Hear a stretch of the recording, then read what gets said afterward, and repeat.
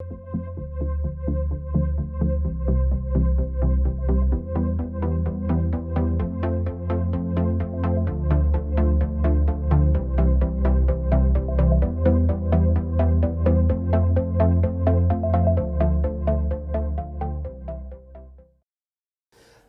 Quatro, we're thrilled to have you here today. Thanks for joining us. Thank you. It's nice to be here. Let's go way back. What are your earliest music memories? I have to go way back. My father was a musician. We grew up in Grosse Pointe, which was a wealthy suburb of Detroit, and he had 5 kids. And we weren't wealthy, but because he wanted us to grow up in a nice neighborhood, he did 2 jobs his whole life. He worked at General Motors, see the Ford of General Motors, or Chrysler, and then at the nighttime he played music.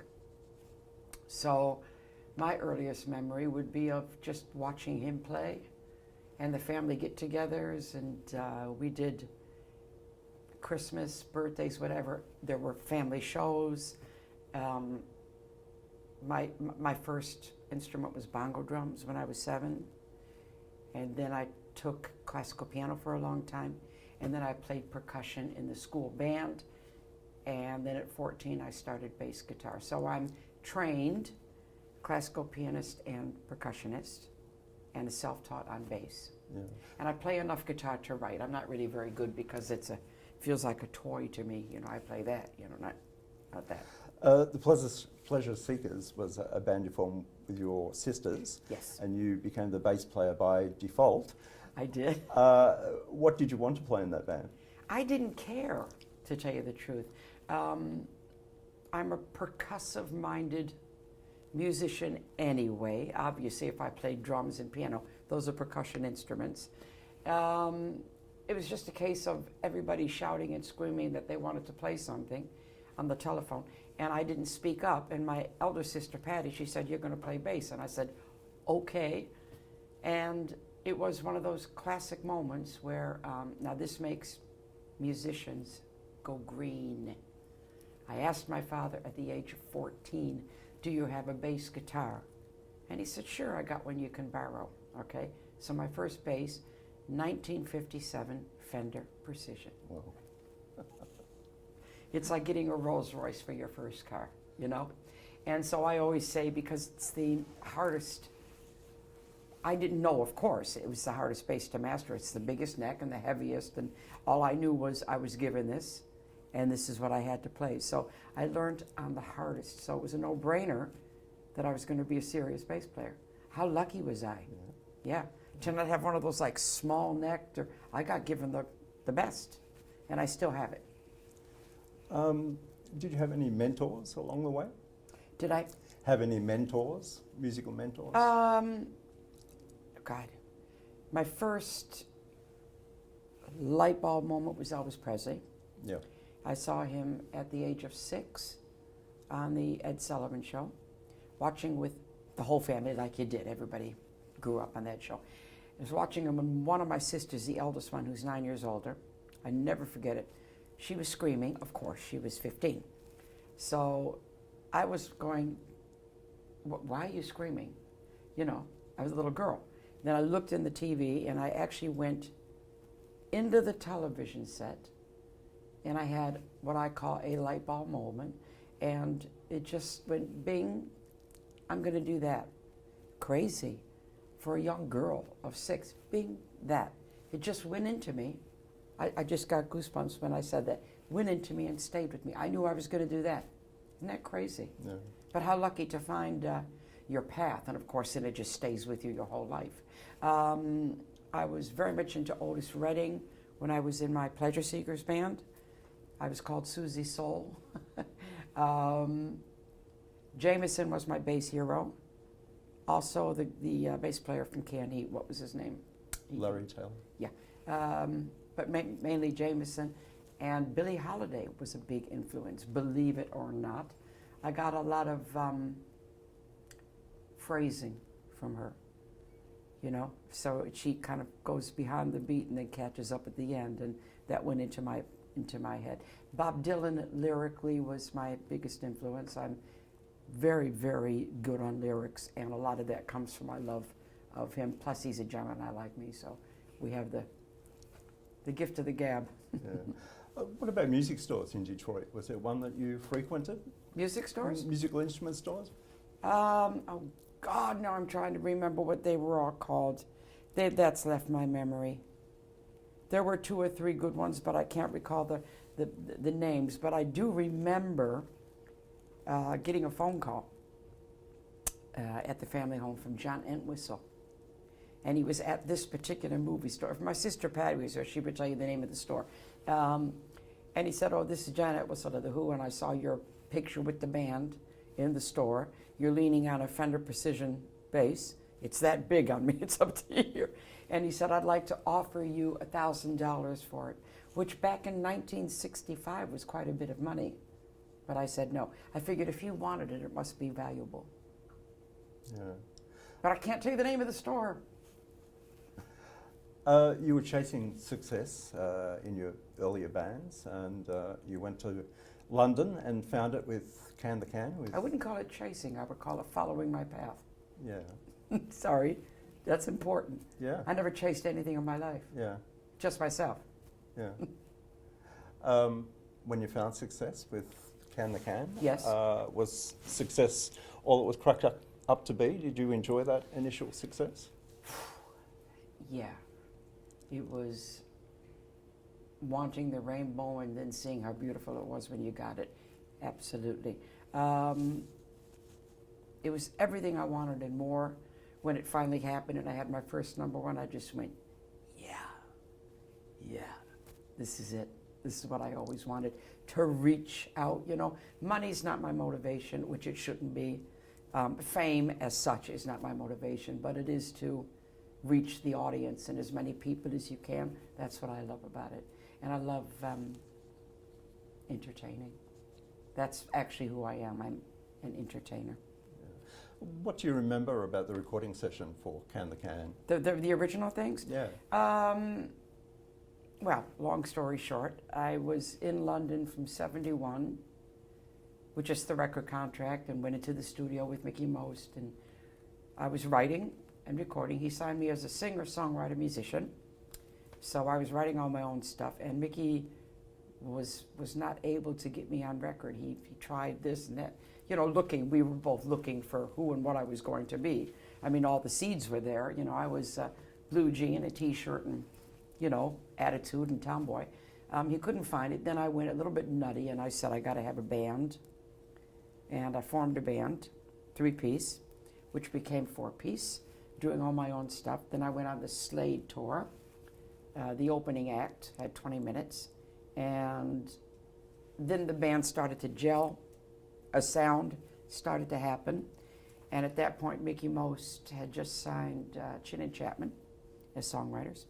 And he said, do you mind? Because I was supposed to write all my own songs, even though I wrote most of them. He said, do you mind if I send these 2 very talented single writers to come see the show? So they came to the show, and all my stuff was very boogie, it was that kind of thing. And Mike went away, and the next day he had Can the Can. That made sense. Everything like a jigsaw puzzle fit together. When we were in there making that record, everybody, I have to say, everybody was putting in their 2 cents worth. The drummer came up with a very signature Suzi, you know. And my ex-husband Lenny came up with that guitar riff. I came up with that lovely little bass thing in the middle, which wasn't done on records. And then when we put the vocal down, it sounded like a #1 from the second we started to play it in the studio. Mike said to me, we need something here, and I did that famous scream, which I've been doing ever since, you know. I digress for a minute. I've just finished it now with K.T. Tunstall. And we were in the middle of doing a vocal that we wrote. We wrote everything together, doing a vocal. And I did the scream, and she stopped the track, and she said, Suzi, how many screams do you think you do a year? And she actually wanted to know. I said, is this really relevant in the middle of a session? And then I had to stop and think about it. I guess I do a lot. Anyway, so we made that record, and we played it for Mickey, and Mickey said, that's a #1. and he would know. He had, bless him, great ears. And then he said we do the photo session, and then we talked about image.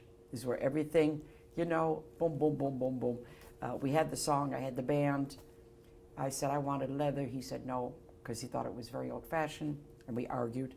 And he finally said, okay, you can wear leather. And then he came up with the idea of a jumpsuit. So I thought that was, I'm quite naive sexually. My friend Lori over there, she knows that. I don't do things on purpose. I just don't. I'm like a little kid. So I just thought this jumpsuit was logical, because I jump and all that, and I thought everything would just stay in one place.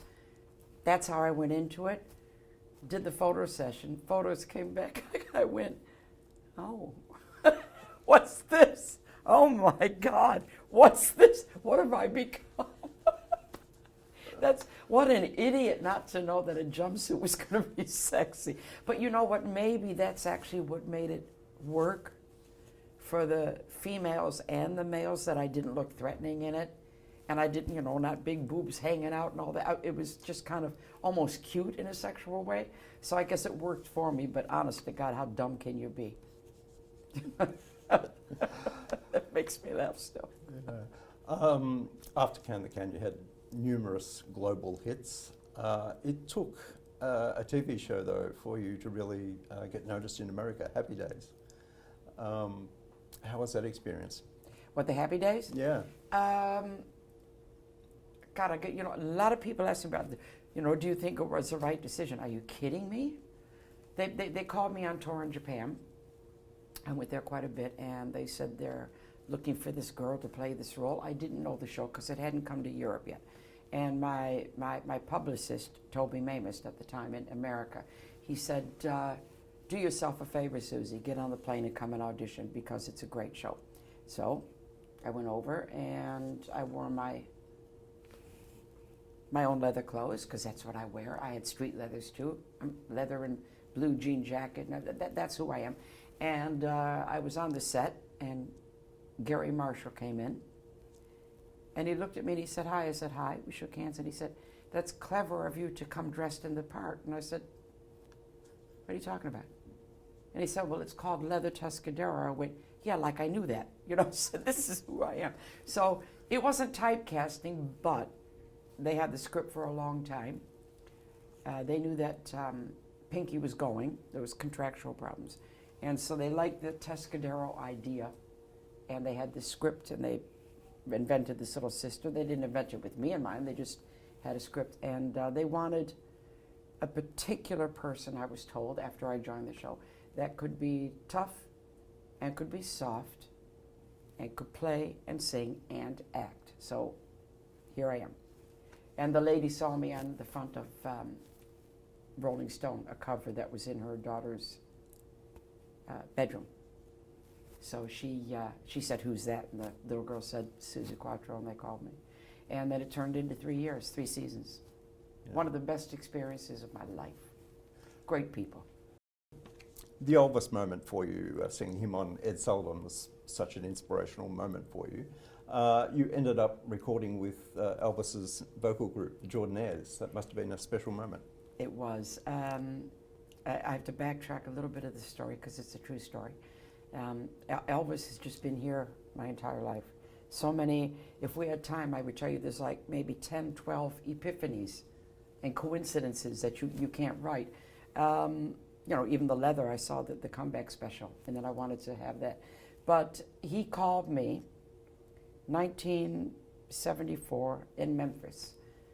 All Shook Up was in the lower end of the charts, and I had a phone call in the hotel room. It was his people first, of course, and they said, you know, da-da-da-da-da-da-da, and all of a sudden Elvis was on the phone. I nearly fell right through the floor, and he said, I've heard your version of All Shook Up, and I think it's the best since my own, and I'd like to invite you to Graceland. And I went, I'm very busy right now. It's great, nobody can believe it. I wasn't ready, I wasn't nervous, but I wasn't ready to meet him yet. I'd had 3 hits, I wanted more, you know. meet him more on a level. I didn't know he was going to pass away, of course, a few years later. But if I had met him, I would not have written the song. This is where that comes in, called Singing with Angels. You can Google it. It's become a cult hit. It's a beautiful song. And I wrote it for him, in memory of him, with almost a spiritual kind of flavor to it. And if I had met him, that wouldn't be there. And I called James Burton and Ray from the Jordanaires. And they both kind of said the same thing. They said, oh, Suzi, do you know we get inundated with requests like this? So look, since it's you, send the song. So I sent the song. 5 days later, they called me and they said, book the studio. And Ray has gone on record as saying that it's the best Elvis tribute he's ever heard. It's a beautiful song. We recorded it in Nashville with James Burton on guitar and the Jordanaires. And I had goosebumps the whole time I was singing it. I know now it's played at funerals, this song, and a lot of Elvis impersonators have recorded it. So, like I said, everybody has their path in life, and my path was not to meet Elvis. My path was to write that song. It's an important song. I wanted to talk about your bass sound a little bit. Did it take you long to find the combination of bass guitar and bass amp that you were happy with? Yes, bass notoriously is the hardest instrument to amplify properly on the stage. You know, it just is hard.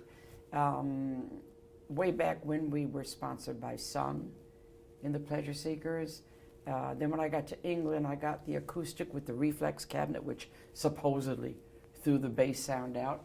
I went through various. The acoustic was good for a while. I'm now onto Orange. I started on Fender. I went to Gibson for a while. I came back to Fender. I'm pretty good as I am now. I find the jazz bass on stage, the Fender Jazz, because it's slightly minuscule at the neck, at the bottom, a little bit slimmer. So when I'm on stage and I'm doing my solo, it just gives me a little bit more flash, which is the time to be flash, and the precision I use for the studio. So now I've got my Orange amps and my jazz on stage, and I'm happy with that. I went through various things. I went through Gibsons. I did a Les Paul recording bass that I went to England with. I had a Ripper for a long time. I had an EBO for a long time, you know, with the semi-acoustic, but that wasn't so good because you lost a bit of the power with it being semi-acoustic. It didn't quite have the balls. I went to Status for a while. That was, the graphite neck is wonderful, but the no headstock never felt correct to me. And then I came back home to Fender, and now I'm a Fender girl again. Yeah. Is there a track of yours that you're proud of more than others because of the bass part that you've laid down? Yeah. Well, there's one old track on Your Mama Won't Like Me album called I Bit Off More Than I Could Chew. Was just a great groove. But the one I'm most proud of is on my current album, No Control, which I wrote and produced with my son on guitar. And he came to me with this riff, and we were in the front room writing, and I automatically started playing, which is not like me, lead bass. And I'm playing it away, it's this melody stuff, and I said, Richard, this song is called The Bass Line. He said, it is. So we wrote this Follow the Bass Line track, and it's just wonderful bass playing in it. And then in the middle, where the solo should be, Richard said to me, Mom, you have to play the solo on the bass. So I struck a chord for all bass players, and I played a solo on that song on the bass. And that's never done, is it? You can hear Carlos could have done that. You know, Carlos Santana. That's the kind of thing it is, but I did it on the bass. So that's probably the one I'm most proud of. Plus, there's various recordings of my bass drum solo, which are pretty impressive because it's orchestrated. It's something I've worked on for a long time, you know. It starts off with just you jamming in the 60s, and, you know, how long can you do one riff for as long as you're stoned, you know. The audience has to be stoned, and they just play and play. But I worked on the bass solo, so it became a piece of music. You know, so when you hear it now, you can Google it. There's various ones on the YouTube. When I do my bass and drum solo on stage, it goes through all the styles. You have funk, you have melodic, you have jazz, you have slap. So it's actually an interesting exercise in bass guitar. Yeah. Tonight you're being honoured at the She Rocks Awards. How did you feel when you were first notified about that? Fantastic, fantastic. I'm always humbled and pleased and grateful for every single thing that I get. It just makes me feel wonderful and appreciated, which is important. I've had a hell of a year. Last year, you know, I've got nothing but awards and accolades, and it's just been wow. I mean, when I watch my documentary on the screen, you know, I'm in tears. I'm just in tears. Because first, you know, you're in tears because of the nice things people say. I'm in tears because I think, my God, there's my life on that screen. And there's a lot of moments in there that really make you sit back and take stock. Anyway, I digress. Yeah, I'm very pleased to be getting this award tonight. Very pleased, because I didn't know, and I didn't do what I do to be the first woman in rock, which is what I ended up being, the first one to have success. That wasn't my motivation. Mine was just to be a musician. So the fact that that happened is great, and I think that it took somebody like myself, who doesn't necessarily do gender, to be the one to break that down. Because I think it had to be, I don't think it could have been the girl up there going, look what I can do. I think that would have been not breaking it down. You would have had the barriers. I just went boom, you know, just because I took myself seriously. You have been an inspiration to so many female musicians, as anyone who sees your documentary will know. When did you first become aware of that? Probably maybe 2 or 3 years after I started having hits. And then some other girls were coming up, and every time I meet one, they'd say, oh, thank you. And then you start to see, and in hindsight, you know, you see it in hindsight. I think I've been thanked by just about every single woman in the business, which is, wow, it is humbling. It is really humbling, yeah. Yeah. Just for the Australian audience, you've toured Australia so many times. 37. When you think of Australian... Thank God for air miles. When you think of Australian tours, what comes to mind? It's like my second home. I've been going there since 1974. I love it. I love Australian audiences. We have a connection, as you know. You know, don't ask me why. There's just a synergy there. I tend to think it's because Australians are no bullshit people, and I'm a no bullshit person. So I think we get each other on the ground level. I always joke and say, with Australia, it's a love affair, and we should never get married. Just keep it there. And you've got a great Australian band. Nat Allison is a great guitarist. Nat Allison, you know her. It happened by accident. They offered me Red Hot Summer Tour, and it meant weekend work only for 6 weeks. So financially, it didn't make any sense to bring my European band over, pay them to sit there for 5 days for weekend work. It's just stupid. And I said to my husband, I can't do this. And he said, yes, you can. Call Nat, who had been on one of my albums in the spotlight, and see if she knows some good people. She's a great musician. She'll know good people. So she put together a 4-piece band for me. We had 2 days rehearsal. And without a sound check, we went on and did a gig in front of 10,000 people. If you told me that could be possible, I would have said no, but it was possible. Fantastic. Yeah. So whenever I go there now, I sometimes augment with horns, like I have here. I have in Europe, I have a 7 to 9 piece band, and I sometimes augment. But a lot of times when I go to Australia, I strip it back. The last tour was, it's only rock and roll, so it was back to basics, you know. So just a 5-piece, including me. Do you have a bucket list of projects that you still want to get to? Well, the movie's coming. The documentary has had such attention that I've now been approached and signed to do a movie of my life. So I'm going to be very hands-on on that one. I'm working on the script with the writer. I'm going to be involved in the casting. I'm not giving my life to nobody. It's going to be real, you know. And when I meet the person who plays me, I'm gonna have to get the vibe from them, whatever this vibe is, you know. Yeah. What are you most proud of? I think being in this business for 55 years and still being grateful every day, still being humble, still being as normal as I'll ever be, and still going out on that stage wondering if they're going to like me. It's, you know, you just don't take it for granted. So all these years, I don't run on ego. I never have. Yes, self-belief, you know, and yes, I realize I'm good at what I do, but that's not what you carry onto the stage with you.